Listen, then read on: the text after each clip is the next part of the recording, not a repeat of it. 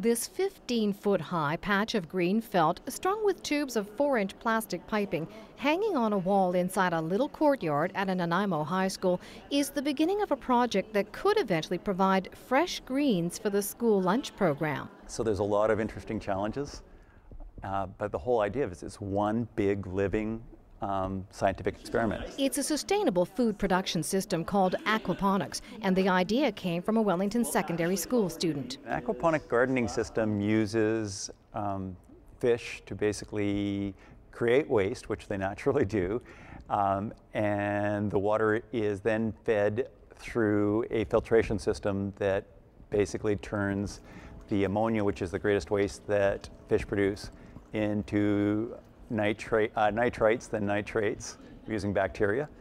And then we pump the water up through a system of plants that digest the nitrates and bring the water back to the fish free and clear. Aquaponics has ancient roots. Just think of rice being farmed in paddy fields. Here in Nanaimo, the students are growing strawberries and lettuce. Most people think that food should grow from the ground, but the fact that we're able to make food just grow off the wall makes it really, really cool.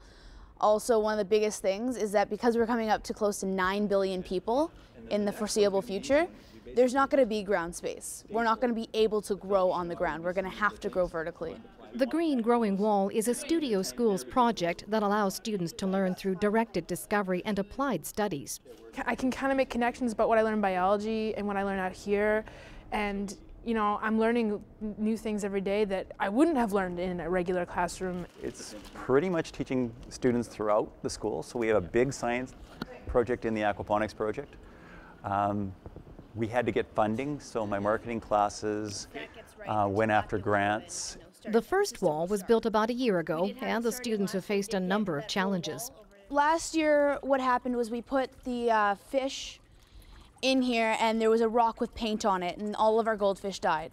Because it's an experiment, we're figuring out things that don't work and things that do work, but the system that we've got going up right now really does work.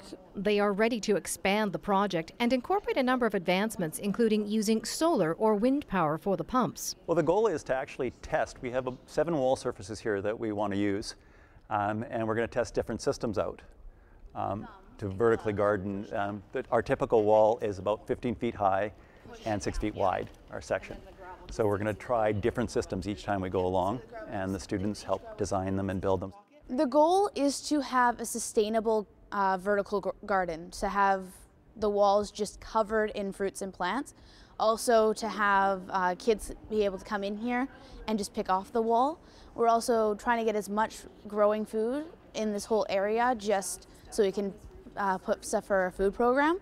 The students' ambition extends beyond the confines of this inner courtyard. They are also working on smaller systems that would cost under $150. They hope to ship overseas to developing countries to help people feed themselves. Right, then tilapia will go in and the system will start. The Growing Wall project is operating on a shoestring budget. The students are continuing to apply for grants to expand the program, and they are also open to donations of aquarium equipment, 4-inch piping, felt, wood, the list goes on and on. In Nanaimo, I'm Annette Lucas.